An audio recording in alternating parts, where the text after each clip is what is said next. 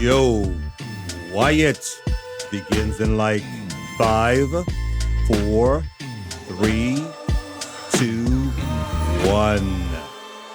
Welcome to Wyatt, and I'm your host, Wyatt O'Brien Evans. Grrr, woof, goddammit, woof, woof, woof. My listeners.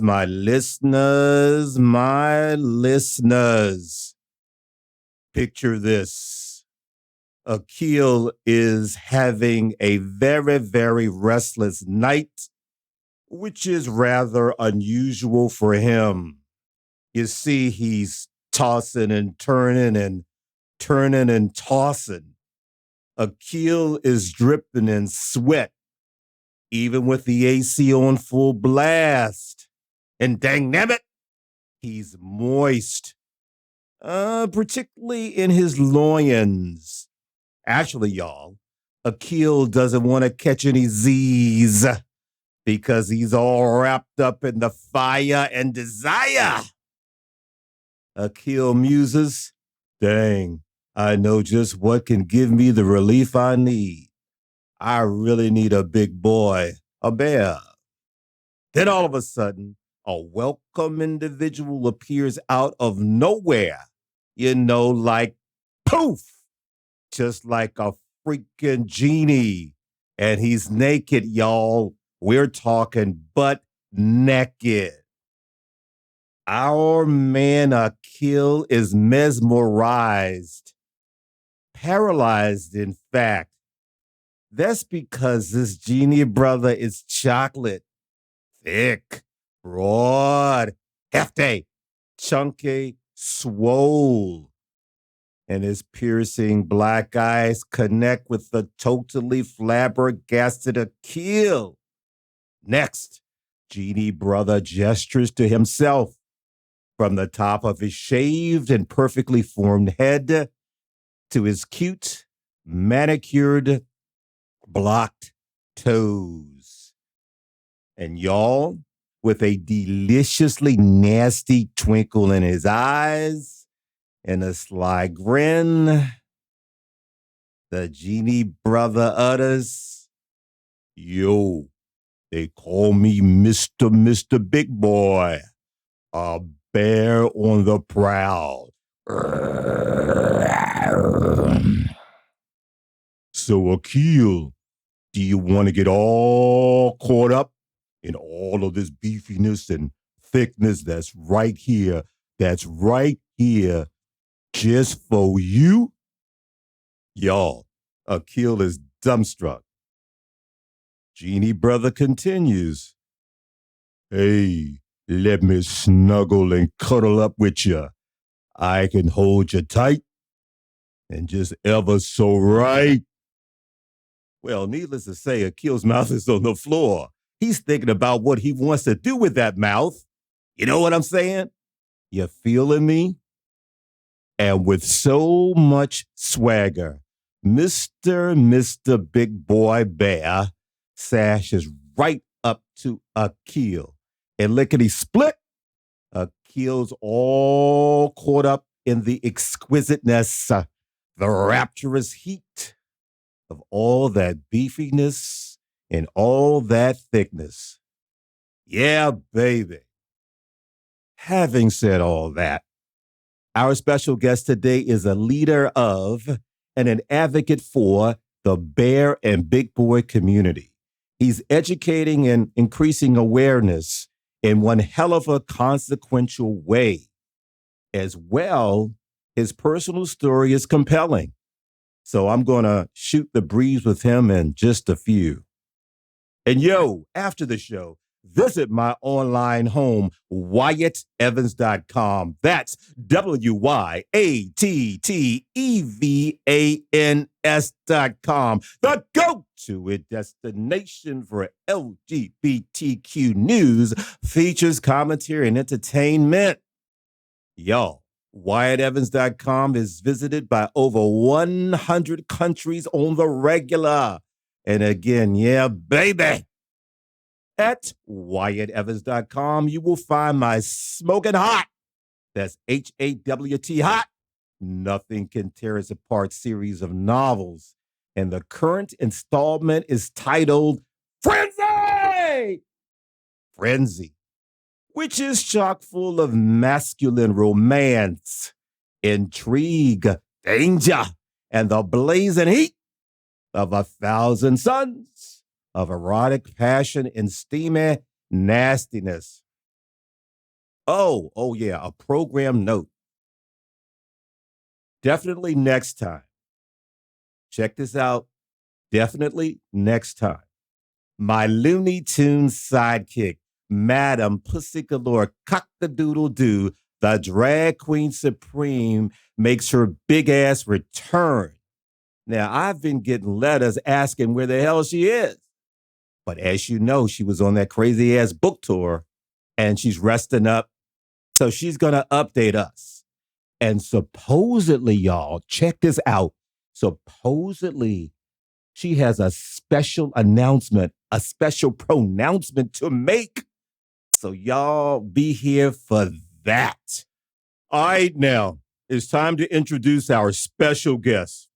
This gentleman is a prominent force in the forefront of the bear and big boy community, which is a subset of the LGBTQ community. He's a visionary and a leader, educating us about bears and big boys and spreading awareness. And additionally, y'all, he's the creator of the Bears Network, the cutting edge, dynamic, and well-respected online infotainment destination specifically designed for bears and the big boys, and for those who admire and are into them. Oh, yes. And the Bears Network showcases all the thickness.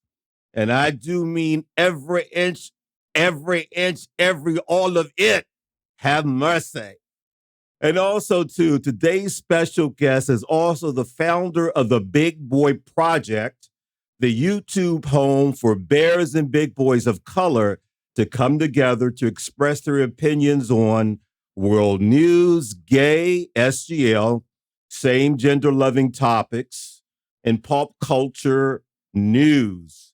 So without further ado, Wyatt welcomes Mr. James Butler. Talk at me. How the hell are ya? Hey everybody, I'm well. He gave me a great intro. I don't know what you were talking about, but I'm glad to be here though. Well, listen, I only tell the truth. I never lie. And you know what you can do? You can hire me as your PR guy. How's that? That'll work. Well, More James, people to marry you. Well, James, listen, thank you for dropping by Wyatt. Now, before we really start, as you know, some time ago, Mr. Tony Teddy Bear Harper Zuniga, another leader in the big boy community, visited the show. Correct. Mm-hmm.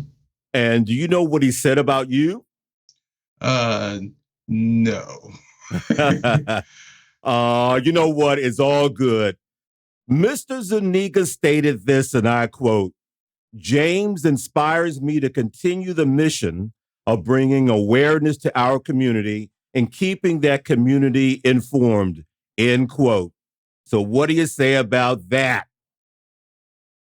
Well, I'm surprised. You're surprised? Why? Because normally I'm mostly to myself, so I don't hear feedback. I try not to look at the comments. Sometimes I peek and, scroll past the comment, but I'm glad to help. Like I said, y'all giving me all this praise and all that, but I'll take it. I'll take it. Well, you see, Mr. Butler, that's why I wanted you on Wyatt, so I can learn more about you, so our audience can learn more about you. Okay. Okay. Listen, James, tell our audience exactly what the Bear Big Boy community is and what it represents. Well, I ain't going to the deep terms, but the technical terms, a bear is a big hairy dude. That's the most technical term you can have, easy term. And the big boy is, well, I interviewed Jay Holiday, and he kind of broke it down to me. This was a interview way back in the day, so I'll try to remember some of it. But basically, the Big Boys were created because they were not accepted in the bear culture, so they kind of made like another subculture in a subculture. That's interesting, and I think there's a racial component to it, correct? Right. It's mostly black men or bears of color. Big boys of color. Excuse me. Got it. And you know what? We're going to get into that later, because later we're going to really drill down on what the bear and big community is all about, and how your ventures, the Bears Network and the Big Boy Project, are influencing and impacting this subset of the LGBTQ community. But my brother, for right now, let's travel down the corridors of time. Sure, let's travel. To get your backstory. Now, you grew up in Leesburg, Georgia. I almost said Virginia, but it's Leesburg, Georgia. So, James, how far is that from Hotlanta, Atlanta? Probably 4 hours. Oh, okay. 4 hours. Oh, that's cool. Not really that far. No, not really. No. Well, what was growing up like in Leesburg? Very boring. Oh, like I said, Leesburg was a very small town. Mostly a farmer's town, fields and crops and stuff like that. So, but, you find your group set of friends from this small town you hang out with, you get along with, school, where you meet most of the people you talk to and hang around with. School is a microcosm of the real world. True. That's true. So, yeah, just a pretty small town, nothing major. Okay, cool. I always like to ask this question of my guests because I can get some, some deeper insight. So here it is. What was James like as a little boy, as a little nipper? What 3 characteristics or qualities best described you? Introvert, creative, and TV. Because I'm a big TV person. Okay, well, what did you like to watch back in the day when you were a kid? Oh, it's just a long list. From I Love Lucy to Living Single to Frasier to cartoons to history to biopics. I watched everything. I was that unique child, like repeating the Golden Girls at a young age, and all my friends look at me like, okay, well, we watching cartoons. I don't know what you watching. That's interesting. Speaking of the Golden Girls, which one did you like the best and why? Rose, because nobody caught Rose's shade to the last minute. That's true. Because everybody thought Rose was sweet and nice and blah, blah, blah. But if she wanted to get you together, she got you together. That's a really good point. I interviewed you a while back for WyattEvans.com, the website, the go-to destination of LGBTQ news, features, and all that great stuff. Anyway, you told me that you detested school. Oh, yeah. Why? Because it was basically a white, like there were some black kids. I ain't gonna say it was dominantly white, but you can tell it was a small country town, white kids, white rich kids, because mostly were doctors' kids, dentist kids, stuff like that. So you can tell the I'm gonna say ghetto. That's a bad term, but you can tell the black kids didn't have much as the white kids. You know what I'm saying? Right. I do. I get it. And living in a dominantly white, I don't even know how to phrase that. I'll say it anyway. Of a dominantly white school, it was kind of hard to make friends. Gotcha. Yeah.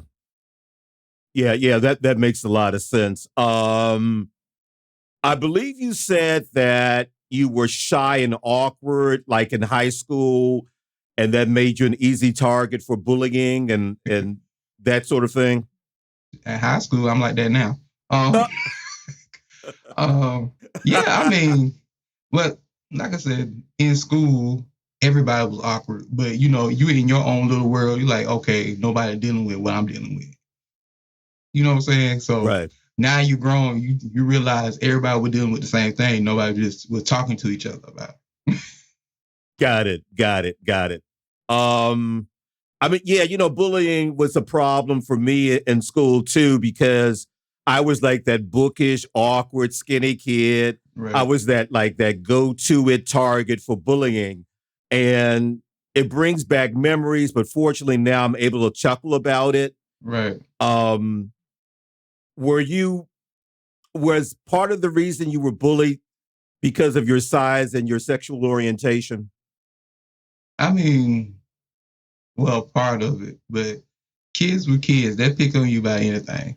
You know what I'm saying? If you wear the wrong shoes the wrong day, they're gonna pick on you. So in my school, it was just whoever messed up that day will get picked on. So Right. I can't say it was just me because, like I said, as teenagers, we think we're the only one going through this. We're the only one, whatever.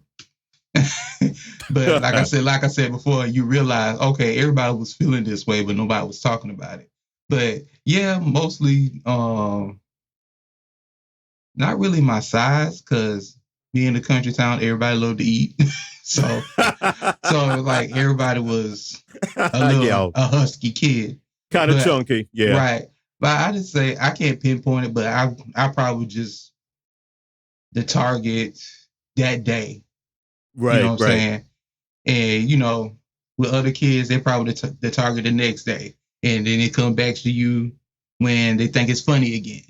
Then they go back to somebody else. You know what I'm saying? That's how kids are. They love to hold on to something that's funny and bring it up when you walk past and stuff like that. Exactly. I know what you mean. Well, did it affect you? Did the bullying, the racism, did it affect you in any way, emotionally, mentally, that sort of thing? Oh yeah, like I said, I'm already an introvert, so that didn't make me go back, consume into myself further. You know what I'm saying? Okay. I'm already an introvert, so I'm already to myself. I like being to myself.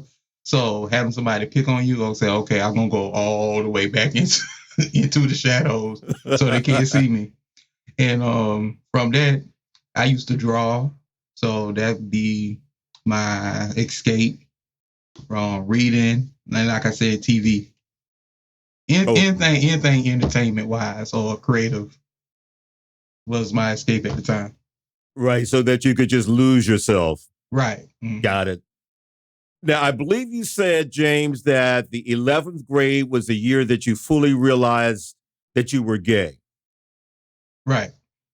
And I believe you said that it was a confusing time for you. So would you drill down on that for us? Like I said, it was just being awkward, being picked on, can't express yourself like you want to because, you ain't want to get picked on any further.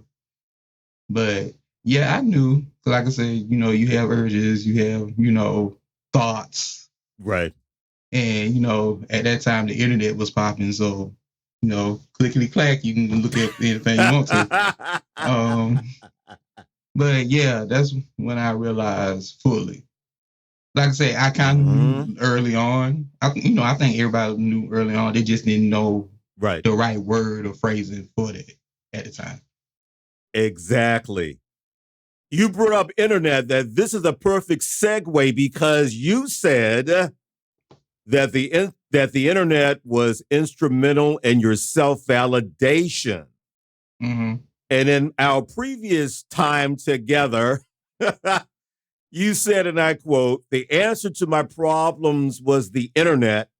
Finding gay social sites was a lifesaver for me. Interacting with gay men was an amazing experience. I was able to have intelligent conversations with black bears and so much more. It was my go-to place for acceptance, and I loved it. End quote. So elaborate. Just like now, the internet, you can find like any question you have, somebody either already answered it for you or asking it, and they're having a conversation online about it.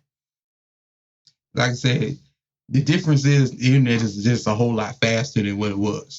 That's the only difference. But if you want to look up something, you just go on the computer. And I'm still writing an article on it, is King Place. That was my majority of my time because it was a social network. I remember King's Place. Right.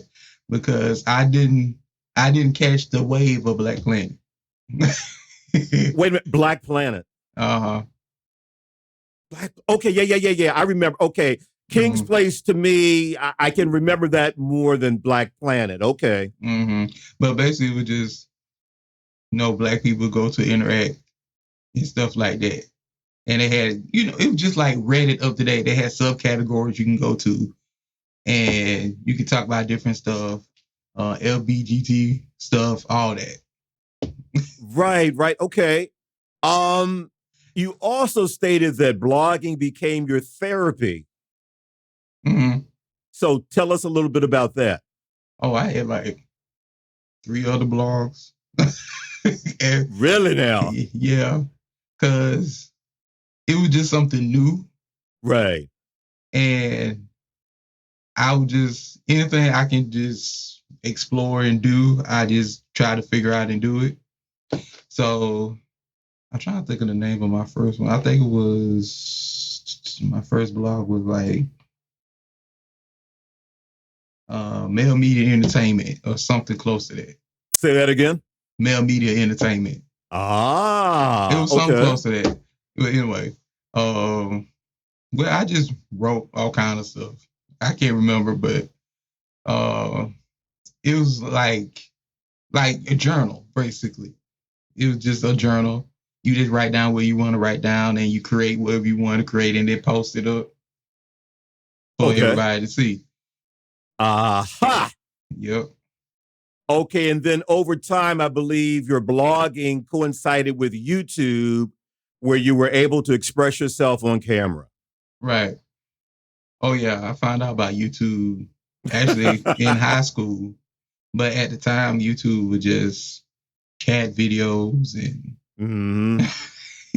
and maybe some viral, like somebody tripping. It's basically what was the name of that show that used to be on TV?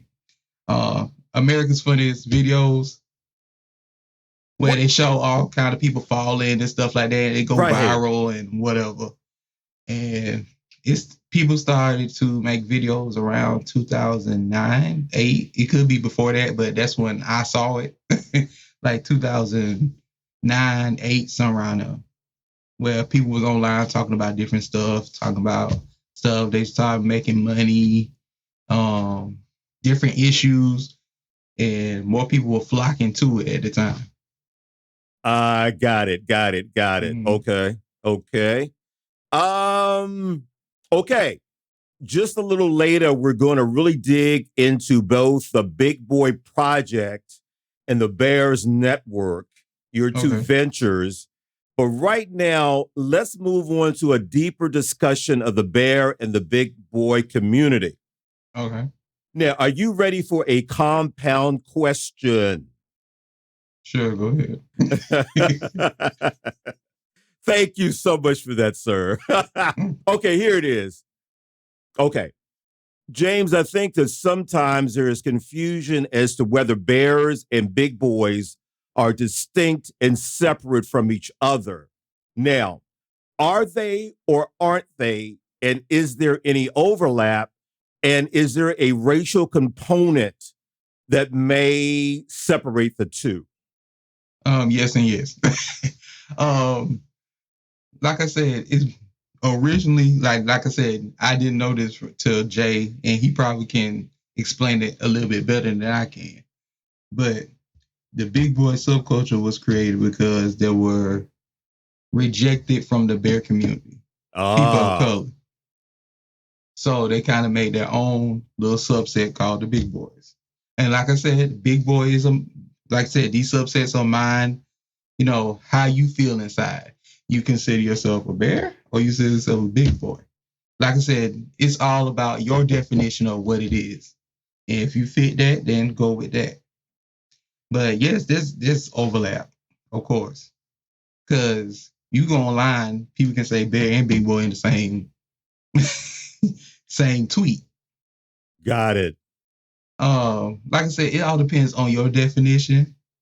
To me, I thought it was the same thing till Jay kind of broke it down for me. So if you can ever get Jay on here, he can break it down a whole lot further than what I can do. I had to talk Jay. What's Jay's last name? Holiday. I got to talk to Jay Holiday then, because I'm pretty sure he's going to have a very interesting take on it. I believe. Don't get me wrong. I ain't trying to quote nobody, but I think that's why he started the Big Boy Pride. Oh, okay. Yeah, I need to get him on the show. Right. Like I said, don't quote me now. I believe so. Like I said, I did this. I talked to him long ago on the Big Boy Project page. So, but I think he can break it down a whole lot better than what I can. Okay. Thank you for that tip, Mr. Butler. Mm-hmm. So, okay, let me drill down a little bit further. So you're saying that there is overlap, that you do have bears who are predominantly white and big boys that are predominantly black. They do all bears of color. Right. So they do intersect, they do mingle, they do have sex with each other, they do have friendships with each other. Right. Okay, got it. But I was just about to say, it's like there's in the community itself, there's a subculture within a subculture within a subculture within a subculture. Lord, that's drilling down, baby. Yeah. So, like I said, it's kind of hard. Like I said, I'm not an expert. So, like I said, my definition may not be everybody else's definition. Right. But that's how I learned about it. Well, I want to thank you for that because I think that's a question that is quite pervasive. And you broke it down for us very nicely because we have a deeper, more fuller understanding of, of the both sets, subsets, if you want to call it like that. Okay. Let's talk about body image pressures on gay, SGL, same gender loving men, which is a huge and pervasive problem because research shows that on the whole, gay SGL men really don't like their bodies very much. And I think that's because we spend a lot of time in places that ascribe a premium on physical appearance like gyms, bars, sex clubs. So what's your take on this issue? And do you believe that, bears, big boys are a response to that as well as a safe haven for, body image pressures? I mean, I don't believe there's a safe haven anywhere because good point. Even in the big boy community, there's still people who say, okay, you only can be this size. Oh, there's still discrimination. But like I said, like adult entertainment, they only pick out certain people that are appealing to certain people. You see what I'm saying? That's why you don't get variety. You get the same look over and over again. And that's not a look for everybody. So even in the big boy bear community, whatever, there's still body issues. Like I said, we're not exempt. I mean, it's better than what it was, but there's still issues in the community that, okay, you only can be this size, or you can only look like a power lifter. like the power lifter, type, Right. the strong man type. Exactly. Okay. People think, you have to look like that and consider a big boy. So, like I said, people's definition of big boy is totally different. But like I said before, we're not exempt from body issues at all. So the definition is fluid and is relative to what someone is thinking or feeling or what that person wants as far as body, that sort of thing. Right. Am I making any sense? Right. You're making sense. Good. Okay, let me break it down like this. Just think about it as the model industry. Right. They have plus size models, but the plus size models don't look like 10% of the everyday woman. That's not, they only pick out the same plus size model. You see what I'm saying? Right. Like they still have to have a skinny waist. They can have big thighs, a big butt, all that. But what about girls that have a little bit more of a belly? What about girls that have a little bit more, same with dudes. What about dudes got a little bit more of a belly? They're not muscle tone. Gotcha. You know what I'm saying? People, the industry or the community put out the same image, even on magazines. Our magazines, they're still doing the same thing as the straight people do. Okay. Yeah, that makes sense. There's an image they're trying to get out there. And a lot of us just don't fit that image. Like I said, I hope that makes sense, everybody. I know I'm rambling. So. No. You know what, James? Your so-called rambling is making sense. Got it. Okay. Well, what are some misconceptions about Big Boyz that maybe the larger LGBTQ community might have? And at times, do Big Boyz bears get a bad rap? Yeah, like I said, they think because we're big, we're lazy, or we have bad hygiene, or we don't care about ourselves, or stuff like that. You know what I'm saying? But even though we do have our problems, we love ourselves, even though what they think we don't love ourselves. You know what I'm saying? You can't be big and healthy. That's what they say. To me, you can be big and healthy. That's between you and your doctor. Right. If you're healthy and you're chubby, I don't see what the problem is. It's all about health, I think, for me. Yeah, like I said, they think, lazy, unkempt, whatever. This stuff like that. They just don't understand. People on the outside don't understand. But the bear community was created. The Big Boy and the bear community were created because we didn't fit into the subculture of the other gay community. Got it. Okay. Do Big Boyz and bears have challenges in the dating and romance department? If so, what are they?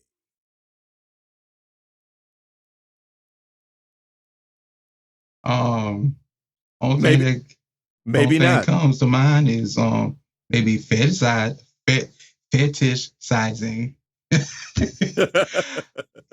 I didn't even say it right there. But anyway, you know what I'm talking about. Fetishes. Right. Fetishes. Right. Okay. That's the only thing that comes to mind at the moment. Oh, okay. Let me drill down on that a little bit. Do you find that slimmer guys you have some slimmer guys that are or tone guys that are specifically into bears and Big Boyz? Do you think that they are into them because they are fetish because of the fetish? Yeah, some of them. I ain't gonna say all, but yes, there's a big subculture if you go to Twitter, because Twitter is the safe haven from the Tumblr people. But if you go to Twitter, yes, they very much fetishize the Big Boy. or big people in general. So you have some of those admirers who are only into the bear or big boy because of the size, not because of their personality and their heart and their soul. Right. Ah, okay. Got it. Okay, let's do a deep dive into the Bears Network and the Big Boy Project. Let's go. My brother, what was the impetus for creating both of those entities? The Bear Network. Well, before I had another website called the Big Boy Project, as the same as the YouTube channel. Right. I deleted that because I didn't like how it looked or how it was going. So I just started over from scratch. Because for me, I'm a perfectionist. Yes, you are. If I don't like something, I'll do it over. Do the whole thing over. Well, was the Big Boy Project not as aesthetically pleasing as you would like? Was it not as popular as you would like it to be? Did it have did you want to change the purpose, the mission? Is that why you Yeah, that was it, the purpose and the mission. I had one idea going for it for my first website. But I was like, okay, I already have a platform for Bears of Color. Now I just want to do a platform for everybody. Bears and Big Boys, all of it. And you can, if you go to my website, I interview white, black, Asian, Latino, different types. I just wanted I wanted to be a nice package of what the community is. We're not just one type of thing. Well, they've got some nice packages, but that's listen, I had to slip that one in. So you open the door, you know me, right? Right. So you know how I am. So you just open the door about that for me to say that. Okay, I'm sorry. Please finish your statement, and then I have a follow-up question for you. Like I said, that was pretty much it. Like, I created it because I didn't like the way the last website was going, and I wanted to do something that encompass everybody, not just Bears of Color. Because the Big Boy Project YouTube channel is, you've seen our team, right, of Bears of Color. So I was like, okay, let's try something different and make it more cumbersome for everybody. Okay, that makes sense. So you're saying that diversity, you've made that critical, a key to both the Bears Network and the Big Boy Project, which is now on YouTube. Because on your website, you stated, and I quote, "We all know that the Bear Big Boy community is not just one entity. We come in different shades and sizes," end quote. So diversity for you is really is very important. Right. Because you want to show that whole the whole rainbow, so to speak. Right. Because like I said, other websites, yes, they do have focus on Bears of Color, but it's mostly like, okay, they focus on Bears of Color like once a week. Then rest of the stuff is mostly focused on white bears. No offense, because like I said, I'm a bear of color, so I think about that. Right. When you have a team of white bears and stuff like that, they can't help that. They just writing what they know. Yeah. I mean, well, they can, but the main thing is they writing what they know. Right. Yeah. That's the whole problem with media, particularly entertainment, because people are so, they don't want to get out of their box. They don't. Right. It's just like, for example, Friends, the old show Friends. How many black folks did you see on that show. Right. And it was set in New York City. You know, Right. so yeah. Which is really, really sad because supposedly we're a melting pot, right? Right. Yeah. Because you talk about bringing the community together, but you're not seeing the community. Right. So, and you know what? I have to say that there is a lot of racism within the whole LGBTQ, the whole LGBTQ community, period. Right. Yeah. Mr. Butler, what do you ultimately hope to or intend on accomplishing with both the Bears Network and the Big Boy Project? Just to spread information and have fun. Everything doesn't have to be serious all the time. Got that right. But when stuff happens, major stuff happens, we really need to talk about it. But just, I just want to make a place where people can go and they can have fun and get information at the same time. Right. Okay. My brother, you are intense, you're committed, you're dedicated. So what motivates James? What drives you?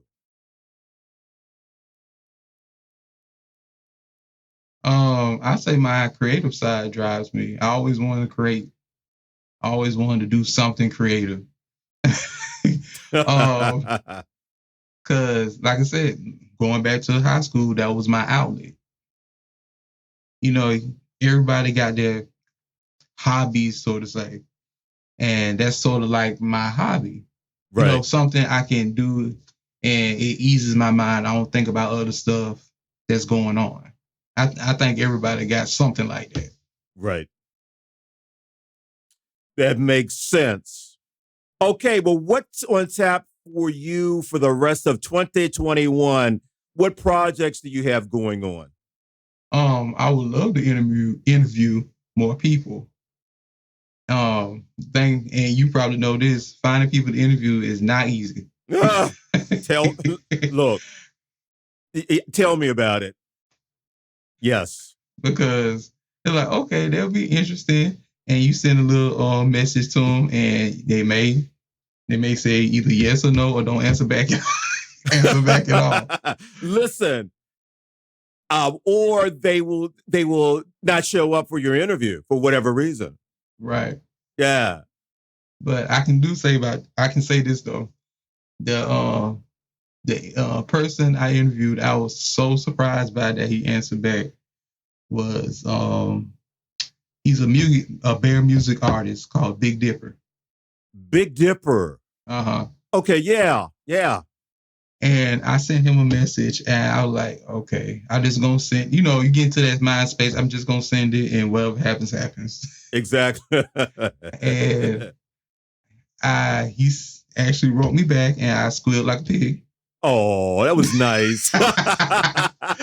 Because you send stuff out in the universe, you're like, okay, whatever happens. Like I said before, whatever happens, happens. Right. And he actually wrote back and we got things together and he did the interview from a website. So I was shocked and happy at the same time about that. Whoa, I'm glad that worked out for you. Congratulations. Right. Oh, and that also gave me the strength to go, okay, I can do that again. Exactly. I can send stuff out to the universe and have that mindset, whatever happens, happens, and keep it moving. Exactly. So. Cool.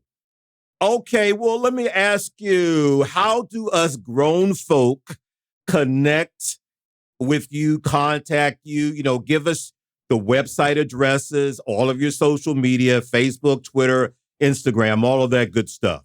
Okay. Well, you can go first. You can contact me on Twitter at Big Boy Project 1. Very easy. You can go, or you can email me at the Bears Network Inc. 2 at gmail.com.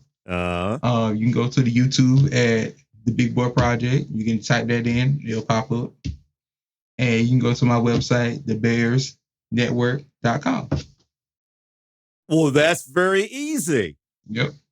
So y'all reach out and connect with Mr. Butler. Please do. More content coming soon. I've been on slacking off a little bit, so don't read me in the comments. Oh, but more content is coming soon. Cool. Well, Mr. James Butler, I want to thank you for visiting Wyatt. You got to come back. Oh, I will. It's very nice in here. It's very clean and neat and polished. Well, listen, you know what? Look, as J.J. Evans of Good Times would say, we try. We really try. That's all you can do. Well, James, thank you for stopping by Wyatt. I greatly appreciate it. Oh, no problem at all. No problem at all. All right. Have a good one. All right. You too.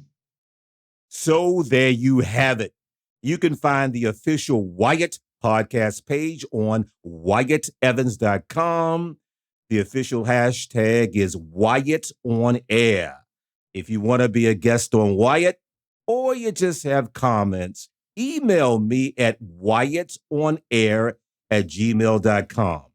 That's WyattOnAir@gmail.com. And you can follow me, Wyatt O'Brien Evans, your host, on Facebook.com/Wyatt O'Brien Evans. O'Brien is with an A, y'all, not an E. It's WYATTOBRIANEVANS. My mama named me that. You can also follow me on Twitter at Mr. Woe. That's MISTERWOE.